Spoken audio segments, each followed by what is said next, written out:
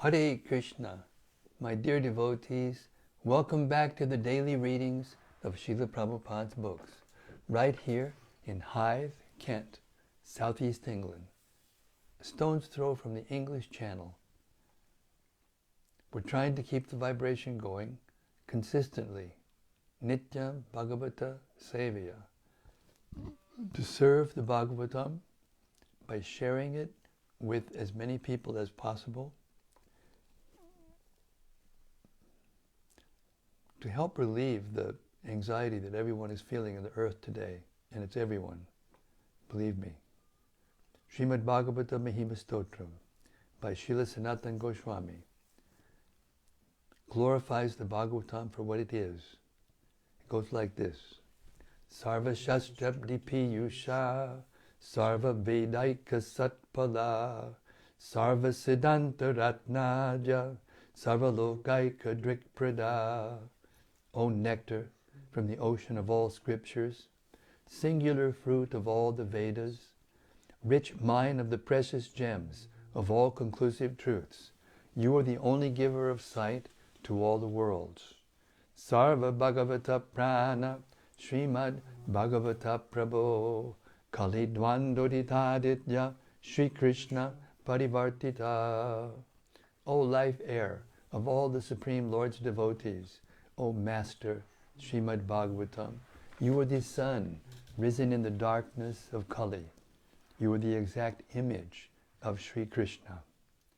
Paramananda Pataya Prema Varshakshadayate Sarvada Sarvasevyaya Sri Krishnaya Namostume.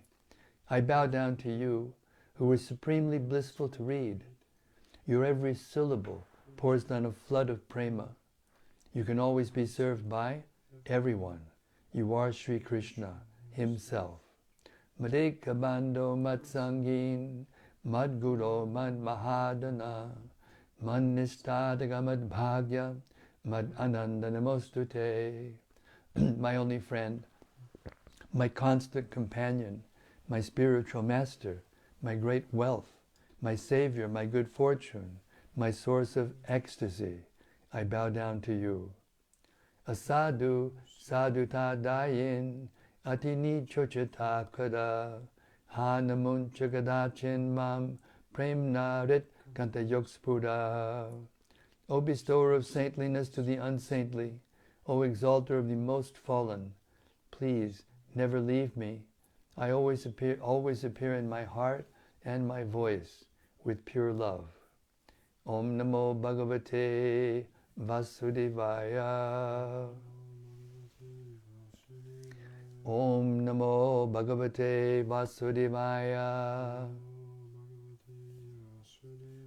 Om Namo Bhagavate Vasudevaya. So here we are in the 10th chapter, the last chapter of the 10th canto, of the second canto, of Śrīmad-Bhāgavatam. We're beginning with text 26, as Shukadeva Goswami continues to answer the most exalted, amazing questions of Maharaj Parikshit. And Śrīmad-Bhāgavatam is the answer to all questions. We're beginning with text 26. Thereupon, for sexual pleasure, begetting offspring, and tasting heavenly nectar, the Lord developed genitals, and thus there is the genital organ and its controlling deity, the Prajapati. Sexual pleasure and its controlling deity are under the control of the genitals of the Lord. Purport: the heavenly pleasure for the conditioned soul is sexual pleasure, and this pleasure is tasted by the genitals. The woman is the object of sexual pleasure, and both the sense perception of sensual pleasure and the woman are controlled by the Prajapati, who is under the control of the Lord's genitals. The impersonalist must know from this verse that the Lord is not impersonal, for he has his genitals on which all the pleasurable objects of sex depend. No one would have taken the trouble to maintain children if there were no taste of heavenly nectar by means of sexual intercourse. This material world is created to give the conditioned souls a chance for rejuvenation, for going back home, back to Godhead. And therefore, generation of the living being is necessary for the upkeep of the purpose of creation. Sexual pleasure is an impetus for such action, and as such one can even serve the Lord in the act of such sexual pleasure. The service is counted when the children born by such sexual pleasure are properly trained in God consciousness. The whole idea of material creation is to revive the dormant God consciousness of the living entity. In forms of life other than the human form, sexual pleasure is prominent without any motive of service for the mission of the Lord. But in the human form of life, the conditioned soul can render service to the Lord by creating progeny suitable for the attainment of salvation. One can beget hundreds of children and enjoy the celestial pleasure of sexual intercourse, provided that he is able to train the children in God consciousness. Otherwise, begetting children is on the level of the swine. Rather, the swine is more expert than the human being, because the swine can beget a dozen piglets at a time, whereas the human being can give birth to only one at a time. So one should always remember that the genitals, sexual pleasure, the woman, and the offspring are all related in the service of the Lord. And one who forgets this relationship in the service of the Supreme Lord becomes subjected to the threefold miseries of material existence by the laws of nature. Perception of sexual pleasure is there even in the body of the dog, but there is no sense of God consciousness. The human form of life is distinct from that of the dog by the perception of God consciousness. Srila Prabhupada ki jai. Text 27. Thereafter, when he desired to evacuate the refuse of eatables, the evacuating hole, anus, and the sensory organ thereof developed along with the controlling deity Mitra. The sensory organ and the evacuating substance are both under the shelter of the controlling deity. Purport. Even in the matter of evacuating stool, the refuse is controlled. So how can a living being, entity, claim to be independent? Jai Prabhupada. Text 28.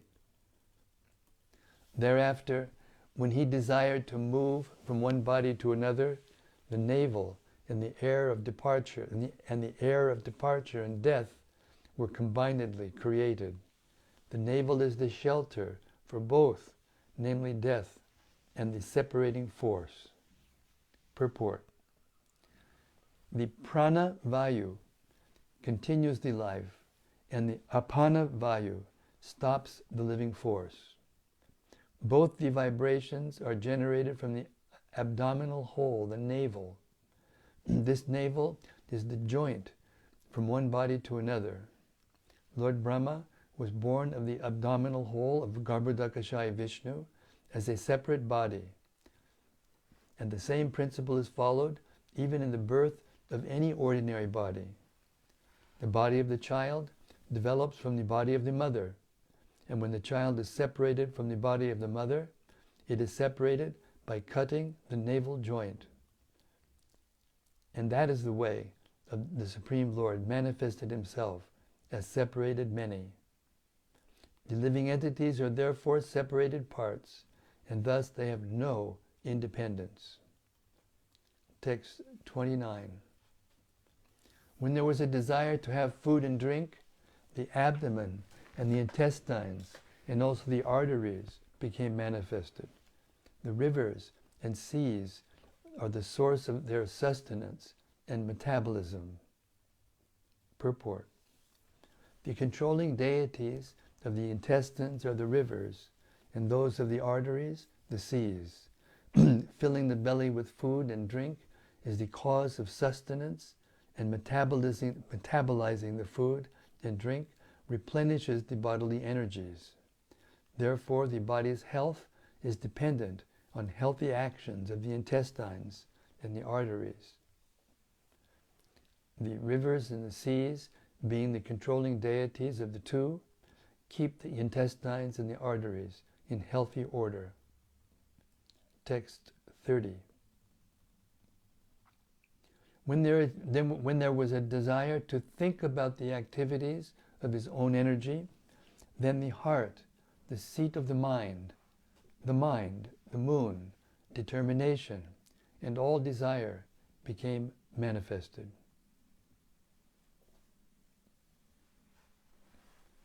Purport. The heart of every living entity is the seat of the Supersoul, Paramatma, a plenary expansion of the Supreme Personality of Godhead. Without his presence, the living entity cannot get into the working energy according to his past deeds. The living entities who are conditioned in the material world are manifested in the creation in terms of respective inclinations inherent in them, and the requisite material body is offered to each and every one of them by the material energy, under the direction of the Supersoul. This is explained. This is explained in the Bhagavad Gita 9:10. When, therefore, the Supersoul is situated in the heart of the conditioned soul, the requisite mind is manifested in the conditioned soul, and he becomes conscious of his occupation as one is conscious of his duty after waking up from slumber. Therefore, the material mind of the living entity develops when the Supersoul sits on his heart, after which the mind, the controlling deity, moon, and then the activities of the mind, namely thinking, feeling, and willing, all take place. The activities of the mind cannot begin without the manifestation of the heart, and the heart becomes manifested when the Lord wants to see the activities of the material creation. Text 31. The 7 elements of the body, namely the thin layer on the skin itself, the flesh, blood, fat, marrow, and bone, are all made of earth, water, and fire, whereas the life breath is produced by the sky, water, and air. Purport. The construction of the whole material world is prominently made by 3 elements, namely earth, water, and fire. But the life force is produced by sky, air, and water. So water is the common element in both the gross and subtle forms of all material creation, and it should be noted herewith that due to necessity, water, being most prominent in the material creation, is the principal element of all the 5. This material body is thus an embodiment of the 5 elements, and the gross manifestation is perceived because of 3, namely earth, water, and fire. Sensations of touch are perceived due to the thin layer on the skin, and bone is as good as hard stone. The breathing air of life is produced of sky, air, and water, and therefore open air, regular bath, and ample space in which to live are favorable for healthy vitality. Fresh produce from the earth, like grains and vegetables, as well as fresh water and heat, is good for the upkeep of the gross body. Text 32. The sense organs are attached to the modes of material nature, and the modes of material nature are products of the false ego. The mind is subjected to all kinds of material experiences, happiness and distress, and the intelligence is the feature of the mind's deliberation. Purport. Illusioned by the material nature, the living entity identifies with false ego.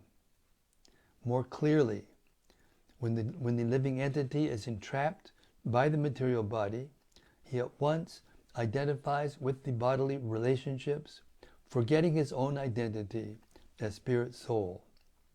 This false ego associates with different modes of material nature, and thus the senses become attached to the modes of material nature.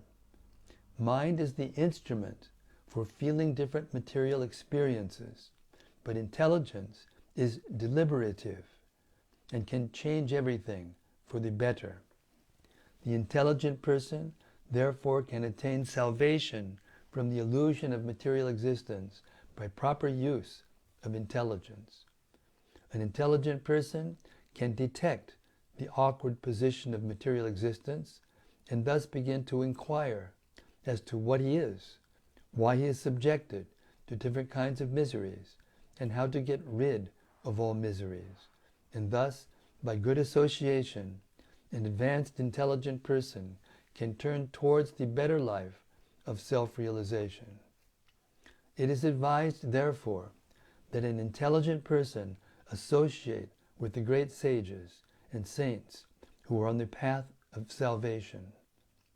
By such association, one can receive instructions which are able to slacken the conditioned soul's attachment for matter, and thus the intelligent man gradually gets rid of the illusion of matter and false ego, and is promoted to the real life of eternity, knowledge, and bliss.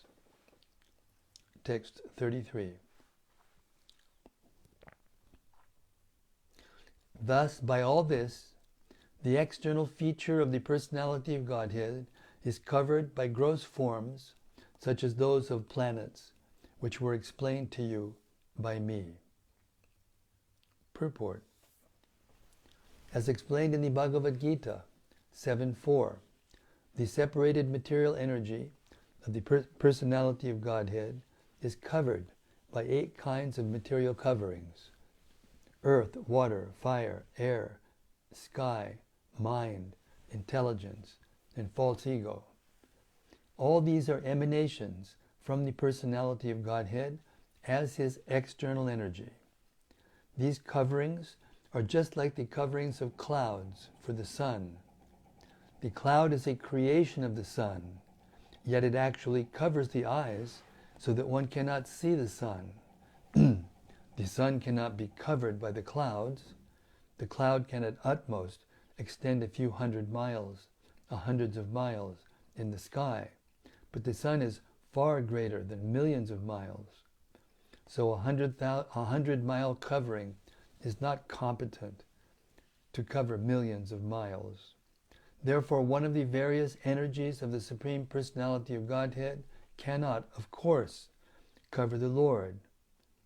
But these coverings are created by him to cover the eyes of the conditioned souls who want to lord it over the material nature.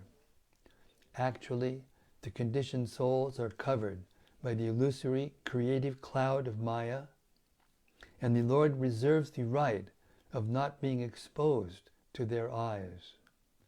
Because they have no eyes of transcendental vision, and because they cannot see the personality of Godhead, they therefore deny the existence of the Lord and the transcendental form of the Lord. The covering of the gigantic material feature is accepted by such men with a poor fund of knowledge, and how this is so is explained in the following verse. Therefore, beyond this gross manifestation is a transcendental manifestation, finer than the finest form. It has no beginning, no intermediate stage, and no end. Therefore, it is beyond the limits of expression or mental speculation, and is distinct from the material conception. Purport. The gross external body of the Supreme is manifested at certain intervals, and thus the external feature or the form of the Supreme Personality of Godhead is not the eternal form of the Lord, which has no beginning, no intermediate stage, and no end. Anything which has a beginning, interim, and end is called material. The material world is begun from the Lord, and thus the form of the Lord, before the beginning of the material world, is certainly transcendental to the finest or the finer material conception. The ether in the material world is considered to be the finest. Finer than the ether are mind, intelligence, and false ego. But all 8 of the outward coverings are explained as outer coverings of the Absolute Truth. The Absolute Truth is therefore beyond the expression and speculation of the material conception.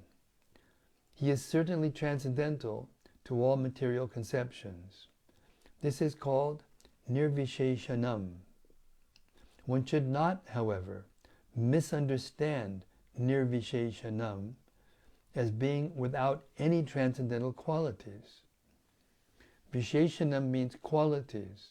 Therefore, nir added to it means that he has no material qualities or variegatedness. Thus, nullifying expression.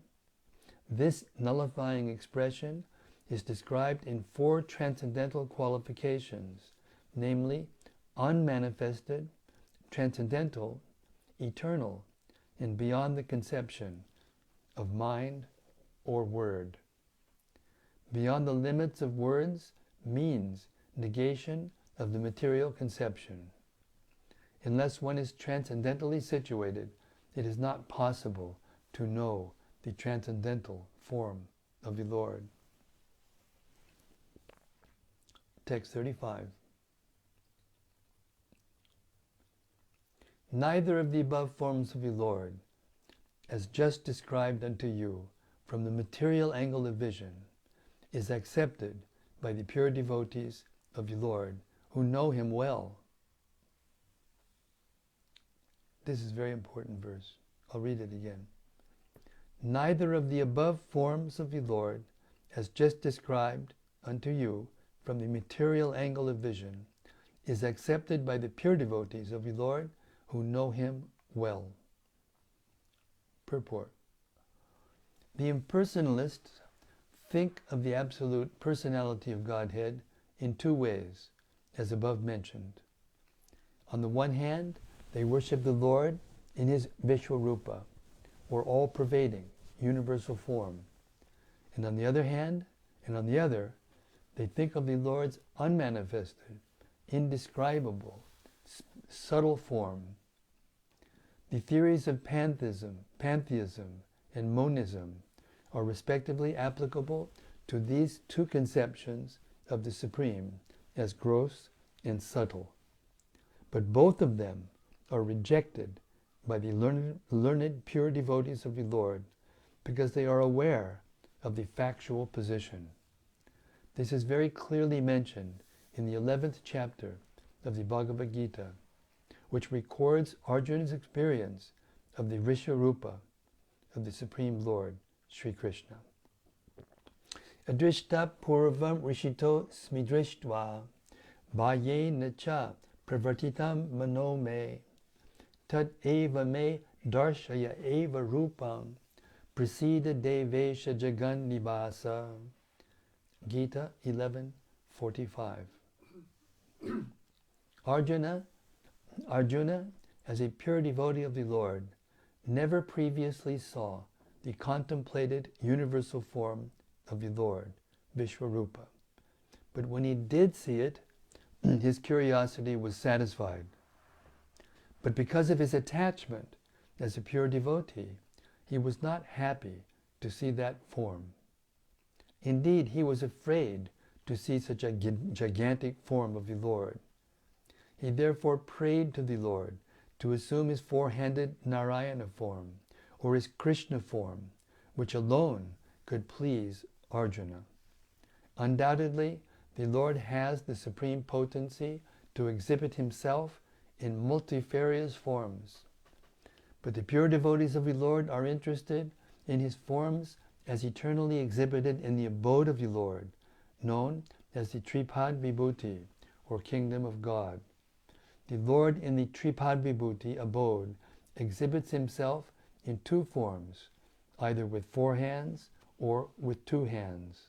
The Vishwarupa, exhibited in the material manifestation, has unlimited hands and unlimited dimensions, with everything unlimited.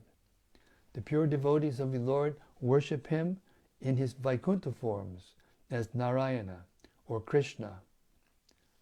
Sometimes the same Vaikuntha forms of the Lord are in the material world also, by his grace, as Sri Rama, Sri Krishna, Sri Narasinghadev, etc.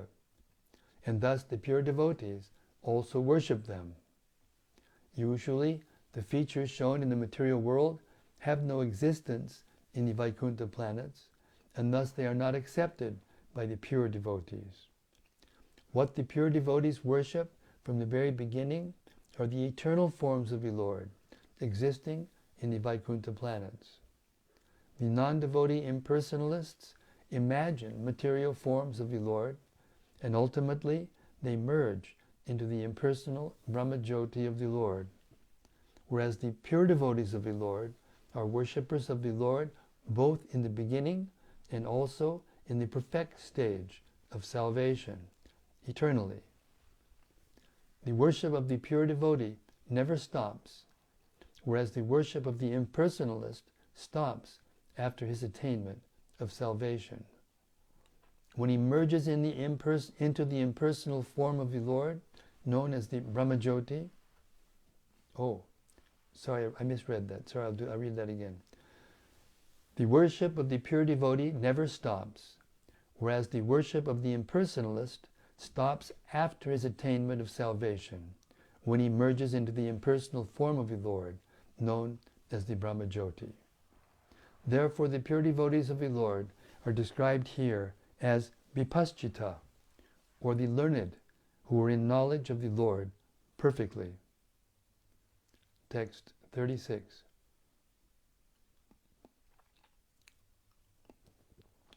He, the personality of Godhead, manifests himself in a transcendental form, being the subject of his transcendental name, qualities, pastimes, entourage, and transcendental variegatedness. Although he is unaffected by all such activities, he appears to be so engaged. Purport. Whenever there is a need of material creation, the transcendental personality of Godhead accepts forms in the material world for creation, maintenance, and destruction. One should be intelligent enough to know his activities in truth and not be biased to conclude that he descends to the material world by accepting a form created by material nature.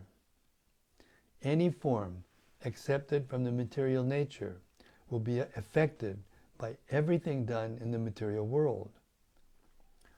A conditioned soul who accepts a material form for undergoing a certain term of material activities is subjected to the laws of matter. But here, in this verse, it is clearly stated that although the forms and activities of the Lord appear to be the same as those of a conditioned soul, they are supernatural and impossible for the conditioned soul. He, the Supreme Personality of Godhead, is always unaffected by such activities. In the Bhagavad Gita 4.14, the Lord says, Namam karmani limpanti, name karma pale spriha, itimam yobijanati karmabir nasabhadyate. The Lord is never affected by the activities which he apparently performs by his different incarnations and personalities, nor does he have any desire to achieve success by fruitive activities. The Lord is full by his different potencies of wealth, strength, fame, beauty, knowledge, and renunciation, and thus he has no reason for physical exertion like the conditioned soul. Therefore, an intelligent person who can distinguish between the transcendental activities of the Lord and the activities of the conditioned souls is also not bound by the reactions of activities.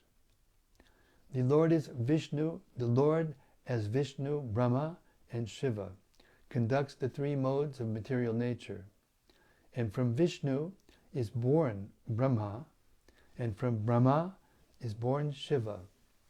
Sometimes Brahma is a separated part of Vishnu, and sometimes Brahma is Vishnu himself. Thus, Brahma creates the different species of life all over the universe, which means that the Lord creates the whole manifestation either by himself or through the agency of his authorized deputies. Text 37 through 40.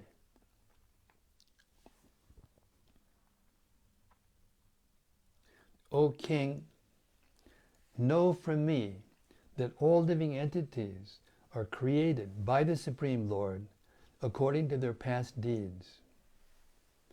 The living entities include Brahma and his sons, like Daksha, the periodical heads, like Vaivaswata Manu, the demigods, like Indra, Chandra, and Varuna, the great sages, like Bhrigu, Vyas, and Vasishta, the inhabitants of Pitriloka and Siddhaloka, the Charanas, Gandharvas, Vidyadharas, Asuras, Yakshas, Kinnaras, and angels, the serpents, the monkey-shaped Kimpurushas, the human beings, the inhabitants of Matriloka, the demons, Pishachas, ghosts, spirits, lunatics, and evil spirits, the good and evil stars, the goblins, the animals in the forest, the birds, the household animals, the reptiles, the mountains, the moving and standing living entities,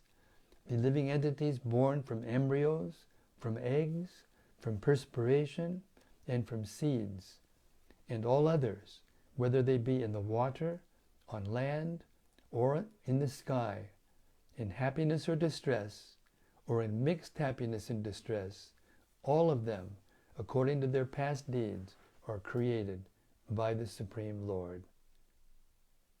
What a verse. Well, there are 3 verses actually. 4 verses. Purport. The varieties of living entities are mentioned in this list, and with no exception, from the topmost planet down to the lowest planet of the universe, all of them in the different species of life are created by the Almighty Father, Vishnu. Therefore, no one is independent of the Supreme Personality of Godhead. In the Bhagavad Gita 14.4, the Lord therefore claims all living entities as his offspring in the following verse: Sarva yonishu konteya murtiyak sambhavanti yaha tasang brahma mahadyonir ahang bija pradak pita. The material nature is compared to the mother. Although every living being is seen to come out of the mother's body, it is still a fact that the mother is not the ultimate cause of such a birth. The father is the ultimate cause of birth. Without the father's seed, no mother can give birth to a child.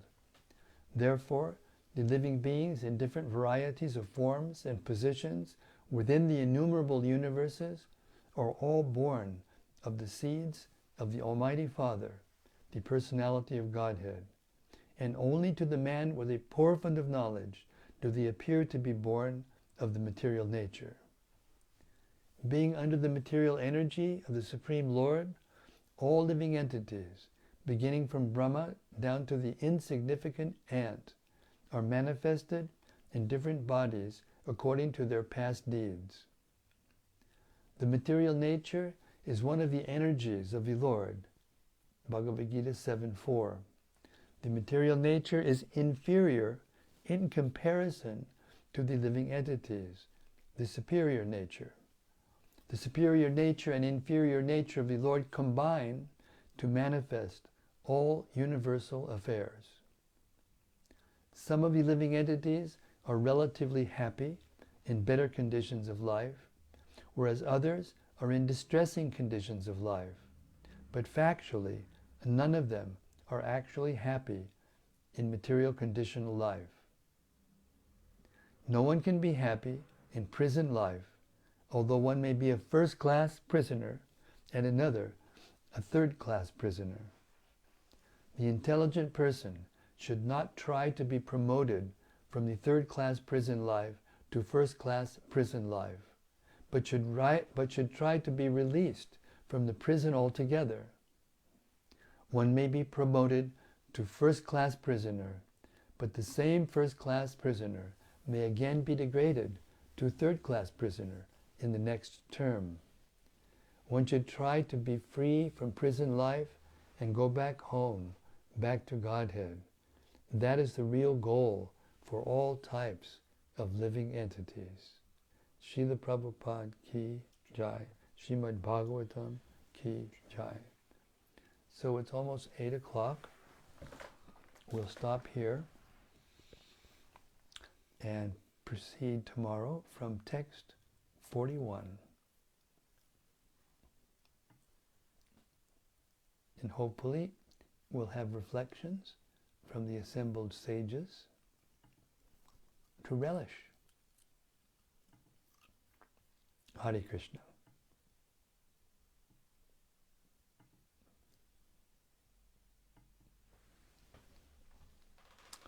Hare Krishna, Hare Krishna. Krishna Krishna, Hare Hare. Hare Rama, Hare Rama. Rama Rama, Hare Hare.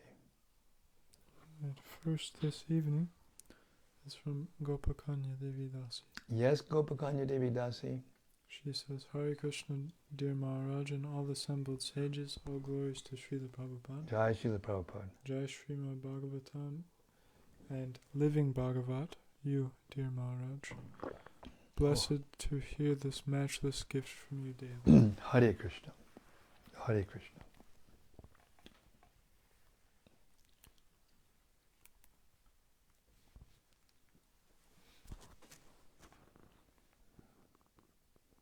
And from Sudevi Dasi. Yes, Sudevi Dasi. Hare Krishna Maharaj, please accept my humble obeisances. I met your dear friends, His Grace Vaisheshika and Nirakula, here in Tampa, Florida this weekend. They are so loving, personal, and so encouraging. When they left, I felt separation. Oh, yes. Welcome to the club. I used to spend time with them every year in their home and live with them, and it was just, anyway, I became obviously very attached, and we're best of friends. They consider me family, and I consider them family. When my mother passed away, I adopted Mother Nirakula as my mother. Hare Krishna. So thank you for reminding me of them, and thank you for sending that nice photo of you there with them. Very nice. Thank you. Hare Krishna. And from Rati Manjari. Yes, Rati. Jai Guru Maharaj, please make me conscious of my duty again and again. Your duty is to continue to go out, Harinam, and enliven the devotees in Kirtan. I was talking to Doamora, temple president of London, who was there in that Kirtan, the big Kirtan on President's Day in Amsterdam. And he said, you were organizing the whole thing. And I said, I know, she's too much, isn't she? And she said, oh yes, she's really something. Hare Krishna. You can't get away from your reputation. Hare Krishna.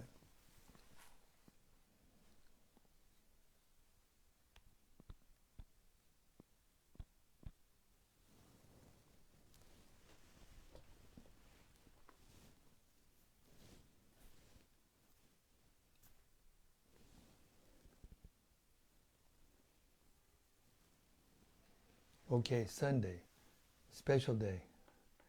Śrīmad-Bhāgavatam ki jai. Samaveda Bhaktavinda ki jai. Gaur Premanandi Hari Hari Bol. See you tomorrow night. Whoops. Something else is flowing in. From Bhakta-Rupa. We spoke too soon. Okay, Bhakta-Rupa, Hare Krishna. Thanks for reading, Maharaj. Missed tuning in live and getting the association of yourself, Abai, and the reflectors. Finally caught up. No one can be happy in prison life. Nice cell or bad cell, you're still in prison. That's it. Caught the essence. It's the goal of the material intelligence to catch the essence and discriminate and not let the mind degrade us. Hare Krishna. And from Rati Manjari? Yes, Rati. She says, thank you, my dear Guru Maharaj. Please accept my humble obeisances. Jai, all glories to Srila Prabhupada. And from Subbarao Rajagopal. Haribol Subbarao Rajagopal. Hare Krishna Maharaj, please accept my humble obeisances, and all glories to Srila Prabhupada. And thank you for the daily reading of Srila Prabhupada's books. In line with the title of the chapter, Bhagavatam is the answer to all questions.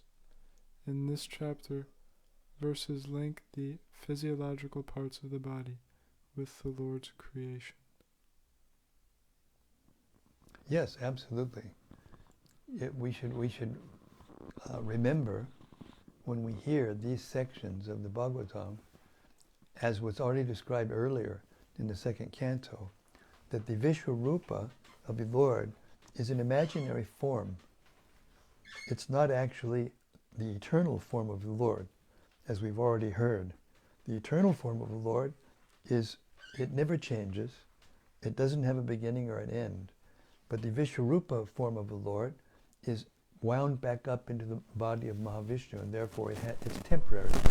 It appears and then it doesn't appear. It appears and then it doesn't appear. Manifested and unmanifested, like that. So, but everything that goes on in the universe is being directed by the Lord Himself through His agencies, through the demigods, the predominating deities, all these different parts of the body. Every part of the body has a predominating deity, and it functions according to the will of that demigod, in conjunction with the will of the individual soul. And this is how the whole material world is functioning. And once one kind of grasps that concept and begins to see the connections between all the living entities and how they behave and how it all fits together, then one can actually begin to see for oneself the activities of the Lord in the material creation. How it is that these forms and activities are ultimately reflections of His own activities. As it was described in one of the verses, Mahavishnu, when he amalgamates himself into the material energy, and it's a reflective principle. He never loses himself. He remains himself unchanged. But the different, how do you call it? Codes of information. The information codes are injected into the material energy, and therefore all the parts of the body act similarly to the parts of His body. And the Vishwarupa manifests that external feature with all the different parts which are then manifested in the living in the living beings, being conducted by the demigods. Hare Krishna.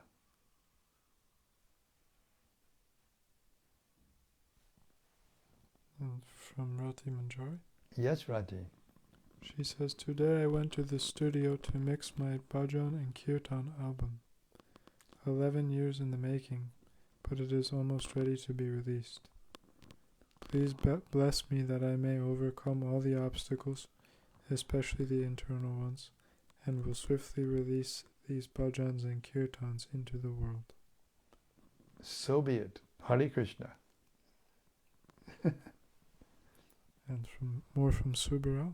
It's for a transcendental purpose, therefore it's destined to succeed. Hare Krishna. Subara Rajagopal says, in 2.10.32 Prabhupada explains, intelligence is the feature of the mind's deliberation. Goes on to say how to move from mental to intellectual to spiritual platform by sadhu sangha. Thank you for giving us the sadhu sangha. Jai ho to you, Maharaj. Jai to Srila Prabhupada. Hare Krishna. And from Gauranga Gopal. Yes, Gauranga Gopal. Hare Krishna Maharaj, please accept my humble obeisances. All glories to Srila Prabhupada. I found this sentence very interesting in purport of verse 26. Quote, no one would have taken the trouble to maintain children if there were no taste of heavenly nectar by means of sexual intercourse. Unquote. First of all, it sounds like a perfect trick to force conditioned souls to keep reproducing and bringing them under the spell of ever deeper Maya. Also, I found it interesting that this taste-conditioned souls get through such activity is like a teaser of the heavenly nectar, and in that way we constantly pursue this fruit, but never really taste it fully. And I suppose even in the heavenly realm, the taste may be more prominent, but doesn't bring perfect satisfaction either. You can be sure of that. Chini marcha lokam pishanti. That's what Krishna says in the Gita. They do have heavenly pleasure, and sexual pleasure is a kind of heavenly pleasure, but it's temporary. It only lasts for a few seconds, or a few minutes, or even an hour, or whatever it takes to complete the act. But it lasts only that long, and then afterwards, the dissatisfaction grows. And then it grows more, and then it grows more, and it grows more. And it forces one into abominable conditions of the material world. So therefore, yes, this so-called heavenly pleasure is kind of a reward, so that or like you said, a trick. It's exactly that. It's a trick to get the material personalities to keep engaging in the material world. But it's a trick that is, in a sense, in their interest, their temporary interest, because that's what they wanted. We have to always understand that the Lord will never interfere with our minute, infinitesimal independence. We don't have any real independence, but whatever little independence there is very, very tiny. And He'll never interfere with it. So as long as we still want to enjoy these so-called heavenly pleasures, then the Lord will arrange for us to have a body, either here in the heavenly planets or somewhere else. But the danger is that we will fall into lower species of life and lose the opportunity for being able to go back to Godhead. So we should be very careful, extremely careful while we're in this material world. Padam padam pipadam natesham. Danger at every step. Hare Krishna.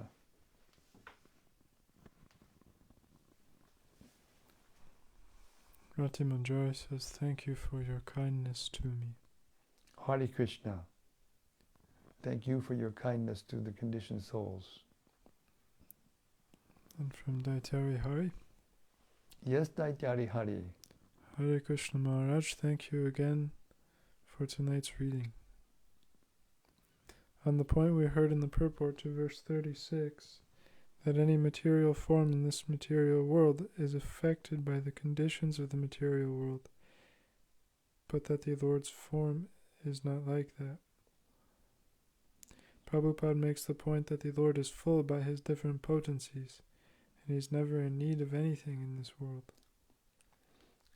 Prabhupada makes this point in so many of his purports from so many angles so we can understand it clearly. Yes, and thoroughly. At this point it makes perfect sense. It's so unfortunate that so many so-called religious people in the world are even unwilling to hear the possibility that the Lord could have a form or personality, or to speak of the transcendental nature of that form. It seems like they're really missing out. Is this unwillingness to accept this due to envy?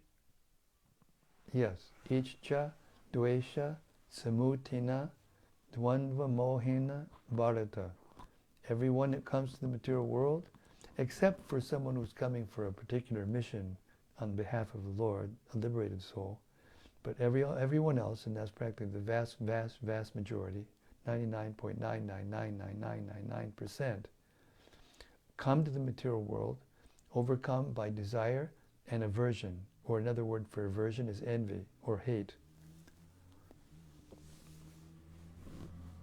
And that, because they haven't been in the material world yet, is directed toward the Lord actually. The first envy, whether it be subtle, and not gross, but the desire to, or the inquisitiveness, or whatever subtle thing enters the mind, causes the soul to come to this material world. This is described in the Bhagavad Gita. Ichcha, dvesha, samutina, dvandva, mohina, bharata. Hare Krishna. Therefore, envy is the only quality that cannot be dovetailed. Anger can be dovetailed. Hanuman got angry and jumped over the ocean to Lanka and burned it to the ground, just to prepare the soil for Lord Chaitanya's appearance, who walked across the bridge. Lust can be dovetailed by begetting Krishna conscious children, as we read in one of the purports today. Greed can be dovetailed by collecting everything and offering it to Krishna. Try to reconnect everything to Krishna by using it in Krishna's service for spreading the Krishna consciousness movement. So all of these qualities, which normally are entangling, can be dovetailed in devotional service, except for envy. Envy has to be given up. And that is done by purification of the heart, by the chanting of the Mahamantra until we reach the clearing stage, and ultimately the pure stage of chanting. But even in the beginning stage, we feel relief. We feel a big relief. We had guests over today. Mantra Chaitanya and his better half, Hema, came from Canterbury, and they brought two very interested young men, and they were, how do I put this? They were deeply impressed, you can say in colloquial terms, blown away by the atmosphere that has been created in this little flat by our maintaining our spiritual activities constantly. They could perceive the difference immediately, and one of them said to me, the first time we met them, on the way out the door he said, "Do you have an extra room?" And when we were explaining to him what we're doing and what is Krishna consciousness, he said, "Sign me up." So let's see, hopefully he'll become a devotee. But the pleasure I felt when I was preaching to these two young men was out of this world, really out of this world. And I could feel that this was so pleasing to Krishna, because when you please Krishna, then you get a kind of happiness or transcendental feeling of pleasure or bliss that's so superior to sex and intoxication and all the other things that people are doing, amassing wealth and living like as they say in America, high on the hog. It's amazing how some phrases that materialists use are actually kind of true. You know? Living high on the hog. Hare Krishna.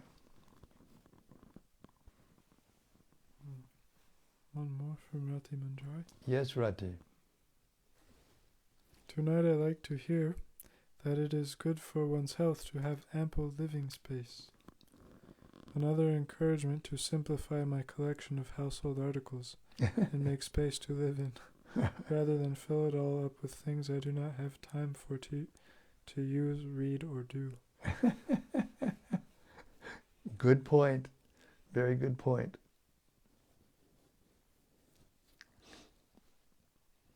Okay, I thank you all again for your reflections, wonderful reflections, and your association, your Sangha. We'll stop today. Śrīmad-Bhāgavatam ki jai. Samaveda Bhaktivinoda ki jai. Gaur Premanandi, Hari Hari Bol.